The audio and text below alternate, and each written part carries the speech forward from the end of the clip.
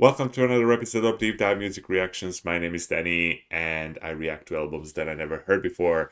From today, we will be deep diving into a live concert, first time ever on the channel, and I have picked Deep Purple's Made in Japan from 1972.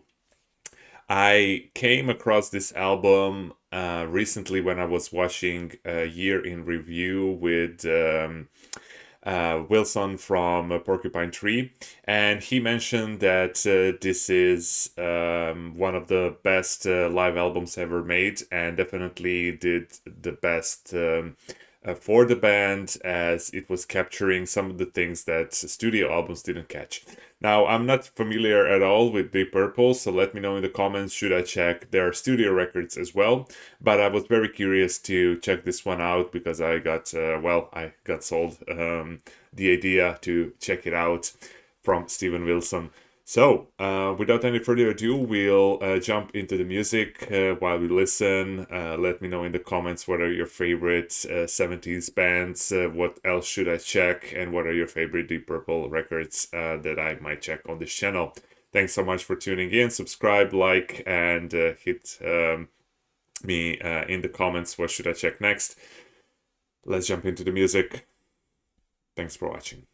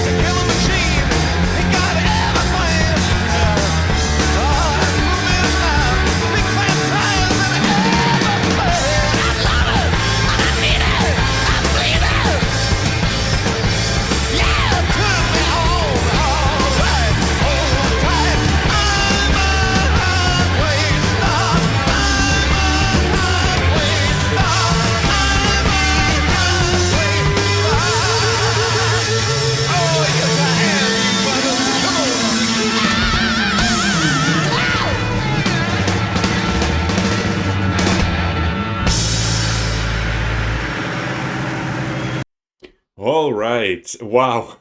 That was a lot. I'm sorry for jumping in my chair.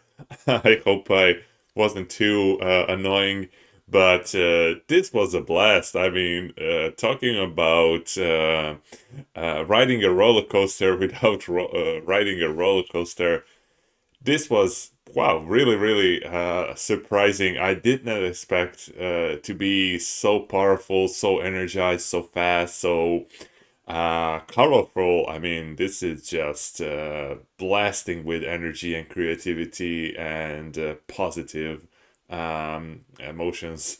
Um, let's start from the production. You can definitely hear it kind of aged a bit. Here with the 70s possibilities or early 70s possibilities for the live recording, what was possible back then, and it definitely kind of hurts the mix, the bass and the drums and keyboards and of course the vocal guitars. I mean, um, they're a bit muddy, one on top of the other. It's not that clear, but the energy and the brilliance of each instrument is just compensating for that, let's say, limitation of the time. And it's not a bad thing at all. It just gives it more charm and more, let's say, patina of the time. Um, Boy, where to start? I mean, the drums are furious, the whole song, amazing performance. Then that second guitar solo was even wilder, and I believe the first solo was the keyboard solo, which was absolutely amazing. In the beginning, the verses kind of seemed a bit silly, as they were very predictable and repeating. But as the song was going on, you were kind of wanting it to go back to that safe harbor from time to time and kind of reset for the next extravaganza that one of the guys would jump into. I cannot wait to hear more. This is pretty awesome, and hope to see you in the next video. I hope you enjoyed this episode. If you did, hit the like button. Until tomorrow, take care and bye bye.